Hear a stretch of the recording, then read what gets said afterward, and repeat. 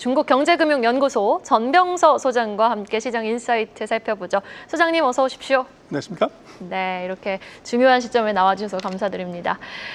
최근 중국 증시에 대한 관심도가 너무 뜨거운 것 같아요. 지금 10년 만에 최고치를 경신을 했습니다. 국내에서도 물론 관심이 높아지고 있고 세계적으로 좀 관련 ETF 상장이 많아지니 이목이 쏠리고 있는 것이 사실인데 지금 중국 8월 주요 경제 지표들 보면은 다 부진했거든요. 지금 중국 경기가 썩 좋아지는 것을 확인하지 못하고 있음에도 불구하고 유동성이 중국 증시로 몰린다? 어떤 것을 함의하는 건가요?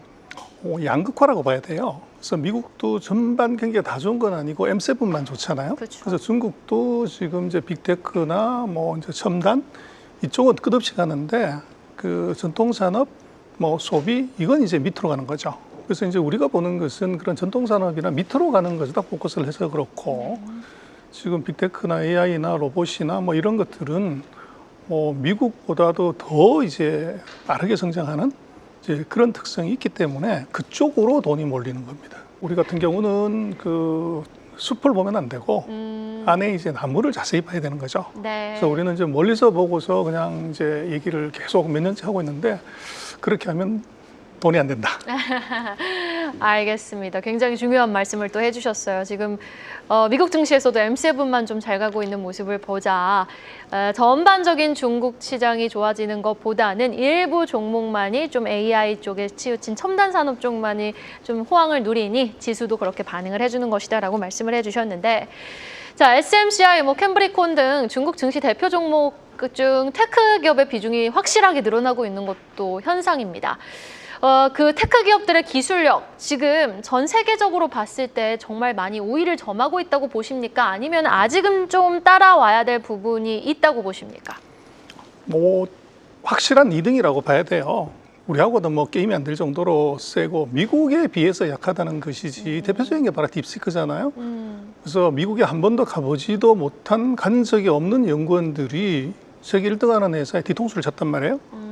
그리고 칩도 이게 뭐 엔비디아 칩이 아니라 중국산 칩을 써서 그래서 그걸 뭐를 이제 의미하냐고 그러면 이게 기술력의 내재화 그리고 그 하드웨어의 장애를 이것을 소프트웨어적으로 업그레이드하는 능력이 미국보다 훨씬 세다. 이제 그게 뭐 증명이라고 얘기를 할 수가 있죠. 그리고 이제 그 사이에 제재 역설이 있어요. 그래서 미국이 반도체 기술 장비, 뭐 AS 이걸 다 막았더니 이거를 이제 뛰어넘으려고 국산화를 이제 정말로 뭐 올인해서 해버린 거죠. 그러다 보니까 당초 예상보다도 굉장히 빨리 지금 뭐 중국이 지금 수입할 수 있는 H20의 수준은 이미 중국 기업들이 거의 다 그 수준을 넘어서는 단계로 왔고 지금 H100 수준에 이제 도전하는 그런 이제 불상사를 만들어버린 거죠. 그래서 전 세계가 사실은 누가 그 엔비디아 칩을 이제 도전해가지고 그걸 이기려는 것은 미국 기업밖에 없는데 중국은 감히 이제 엔비디아에 지금 도전을 하는 것이고 또 더 드라마는 이제 반도체를 만드는 데 가장 중요한 것이 EUV 장비인데요. 전 세계 어느 나라도 EUV를 개발하겠다는 나라가 없어요. 근데 미국이 이제 이걸 막으니까 중국은 EUV 장비를 국산화하겠다. 이제 이렇게 나서는 거죠. 그래서 결국은 이게 이제 제재 역설. 그래서 어설프게 이제 급소를 찔러서 정확하게 자초시키지 못하고 이제 여러 군데를 찔러가지고 국산화 의지만 또 활활 타오르게 하는 그런 것 같아요. 그런 것이 이제 최근 뭐 몇 년간의 미국의 이제 정책이고 그것의 반작용이 중국의 국산화 이제 특히 트럼프 대통령이 뭐 집권하고 나서는 정책이 왔다 갔다 하는 바람에 그게 오히려 중국으로서는 자신감도 없고 또 국산화 의지도 더 키우는 이제 그런 일이 벌어진 것 같아요. 네, 알겠습니다. 일단 미국이 제재에 나서니 중국이 되려 더 강한 능력을 갖게 됐다. 확실한 세계적 2위 자리를 좀 입지를 확고히 해 나가는 모습이다라고 말씀을 해주셨는데 사실 캠브리콘에 대해서는 좀 구체적으로 여쭤보고 싶어요. 워낙 지금 많은 관심이 쏠려 있습니다. 중국판 엔비디아로 주가가 굉장히 폭등을 했고 매출 이익도 지금 상당하게 급증한 상황이어서 PER도 지금 산정하기가 참 어려운 수치인데 과열입니까? 아니면 더 갑니까? 더 갈 가능성이 있는데요. 이건 이제 어떻게 봐야 되냐면 지금 중국이 그 어떻게 보면 우리도 그렇지만 엔비디아 칩이 마켓시가 90%가 넘어요. 네. 근데 이번에 미국이 이제 H20 칩을 이제 규제하다가 풀고 뭐 이러니까 중국이 어떤 조치를 내렸냐고 그러면 모든 이제 데이터 센터에 들어가는 AI 칩의 50%는 반드시 중국산 칩을 써라. 이게 머스트로 들어와 버린 거죠. 그렇게 되면 중국 시장에 거의 뭐 한 40% 이상 되는 그 거대한 규모가 결국은 중국 칩으로 채워져야 돼요.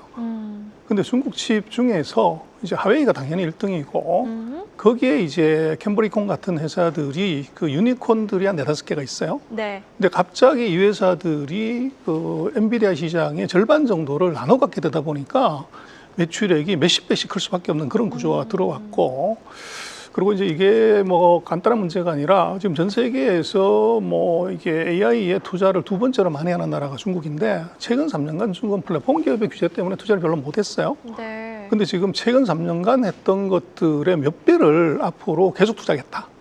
그러다 보니까 이 시장의 크기가 폭발적으로 커나가는데 그 절반은 중국 국산 칩으로 대체가 되다 보니까 중국 국산 칩 개발 회사들이 엄청난 기회가 생긴 거죠. 그래서 이제 그게 주가에 지금 반영이 되는 것이고, 그리고 이제 우리는 캠브리콘이 뭐 대단한 회사처럼 보이지만 중국에는 캠브리콘 정도 레벨의 회사들이 한 5-6개가 더 있어요. 정말요? 근데 상장이 돼 있는 회사가 캠브리콘이 유일해요. 아, 그렇군요. 그래서 아직 이제 대기하고 있는 것들이 이제 4-5개가 있는데 아마 상장을 대기하는 그렇죠. 기업. 그래서 아마 거추장반에 우리 같은 코스닥 같은데 금년 말이나 내년 초에 아마 대거 그 AI 칩 회사들이 상장을 할 것 같아요. 근데 그 회사들의 실적도 아마 지금 우리가 캠브리콘을 보는 그런 정도의 실적을 이제 보여줄 것 같아요. 알겠습니다. 어떤 기업들이 또 추가적으로 상장을 예고했는지 여부 좀 잘 주시해 보면서 캠브리콘의 주가 흐름 확인해 보셔야겠습니다. 확실히 소장님이 말씀해 주신 것처럼 미국이 중국을 견제하니 중국은 힘이 더 세지고 있습니다. 자, 그렇다면 이처럼 무역 전쟁에서 오히려 수혜를 입을 중국 시장 내의 섹터, 어떤 섹터가 또 떠오르고 있다고 보세요? 그래서 두 번째 전쟁터가 결국은 신에너지예요. 신에너지. 그렇죠. 그래서 지금 뭐 전기차 배터리 이게 뭐 또 하나의 핸드폰 다음번에 큰 이슈인데 중국은 이 모든 이제 생태계를 다 완벽하게 장악하고 있는 것이 이제 신에너지 분야고, 근데 이게 또 미국하고 중국이 전쟁이 붙은 거죠. 그래서 이제 광물 자원 쪽에 대한 수출 제한이 걸리다 보니까 중국에서 이런 이제 뭐 히토리오를 포함한 이 가격들이 폭등을 하게 되고 그 수혜를 이제 뭐 전기차 같은 경우에 배터리의 그 소재 회사들, 광물 회사들 이 회사들이 이제 뭐 수혜를 보다 보니까 이게 또 주가가 폭등을 하는 거죠. 그래서 이제 그게 결국은 미중의 전쟁이 만들어낸 아이러니가 중국의 그 신에너지 관련되는 반도체 관련되는 AI 관련되는 주가들의 이제 폭등을 가져왔고, 이게 아이러니지만 미중의 전쟁이 계속 지속이 되면 될수록 이것이 더 강화되는 거죠. 그러다 보니까 지금 예를 들면 히토리나 광물 같은 경우는 천연 자원이기 때문에 갑자기 생산을 늘릴 수가 없어요. 그렇죠. 근데 미국마저도 이게 지금 히토리가 없어가지고 중국과 협상을 이제 관세 협상을 끌고 있는 상황이기 때문에, 그래서 굉장히 묘한 상황이 전쟁이 벌어졌는데 승자는 없고 가격만 폭등하는 그런 현상이 지금 나타나고 있죠. 근데 그것은 이제 그 공급망 자체를 중국이 쥐고 있기 때문에 그 수혜를 다 이제 중국 기업이 보고, 우리 같은 경우도 최근에 보면 신에너지 관련되는 회사들의 주가가 다시 올라가죠. 네. 근데 그게 이제 그 중국에서의 가격 상승이 우리도 이제 거기에 수혜를 보는 거죠. 그러다 보니까 이제 재고를 낮은 가격에 샀던 재고들이 이게 매출액으로 이어질 때 수익이 확 좋아지는 그런 이펙트가 오랜만에 또 있는 거죠. 그래서 우리도 지금 신에너지 주가들이 올라가는 겁니다. 네, 알겠습니다. 이제 신에너지 관련해서 또 어떤 섹터들이 강하게 에너지를 응축하면서 시세를 더 추가적으로 분출하는지 좀 지켜봐야겠습니다. 자, 그리고 네 번째 무역 협상에 나선 미국과 중국, 양국은요, 틱톡, 관세 시한을 앞두고 수싸움이 아주 치열했는데, 궁극적으로 중국은 엔비디아가 반독점 규정을 위반했다면서 추가 조사를 하기로 하면서도 지금 틱톡 문제 관련해서는 좀 양보를 했어요, 중국 쪽이. 우리 소장님은 이 부분 어떻게 평가하십니까?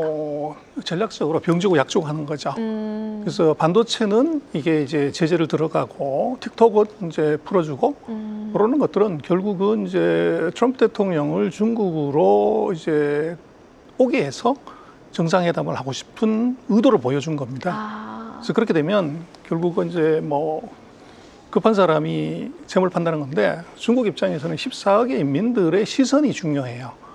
그래서 시진핑이 워싱턴을 가게 되면 중국이 급해서 갔다 이렇게 인지가 되는 것이고 세계의 제왕인 트럼프 대통령이 직접 중국을 왔다고 하면 이제 중국의 위상이 그만큼 더 높아졌다. 이제 이게 시진핑의 리더십에도 굉장히 큰 도움이 되고 그렇죠. 또 이제 어떻게 보면 그것이 그 협상력에서도 이게 이제 관세라든지 이런 부분에서 그 미국 가서 협상하는 것보다는 이쪽에서 협상하는 것이 조금 이니시티브를 지을 수 있겠다. 이제 그런 속내들이 이제 깔려 있죠. 그래서 그런 정치적인 이유 뭐 이런 것들이 그 배경에 같이 이제 있는 것 같아요. 지금 그렇다면 이번 주 현지 시간으로 미국 시간으로 금요일, 우리 시간으로 토요일 뭐 두 정상이 통화에 나설 것이다라는 이야기가 오고 가고 있는데 미중 정상회담도 그러면 곧 성사가 될 가능성이 높다고 보십니까? 그래서 뭐 트럼프 대통령이 항상 뭐 전화하겠다고 그러는데 전화 받을지 안 받을지 모르겠어요. 네. 근데 이제 어제 보면 환구시보라고 인민일보 자회사의 그 언론 사설에서 아주 묘한 기사가 났어요. 어떤 기사였나요? 그래서 거기에 보면 이제 뭐 정상들이 합의를 그 하고 하는 것들이 굉장히 중요하다.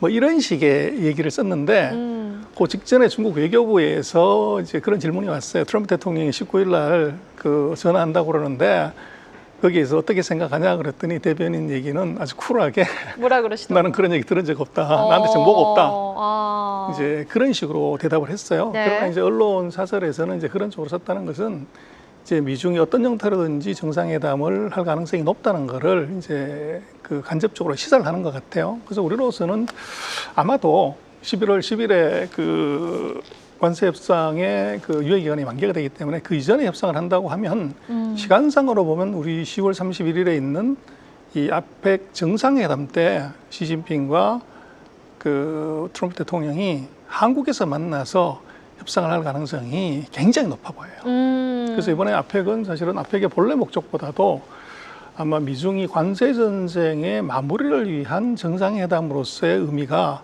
어쩌면 더 클 수도 있습니다. 네, 알겠습니다. 정말 깔끔하게 또 정리를 해주셨는데 하나만 더 여쭤보고 마무리 지어보도록 하겠습니다. 최근 한국 언론에서 소개된 서울병이라고 들어보셨나요, 소장님?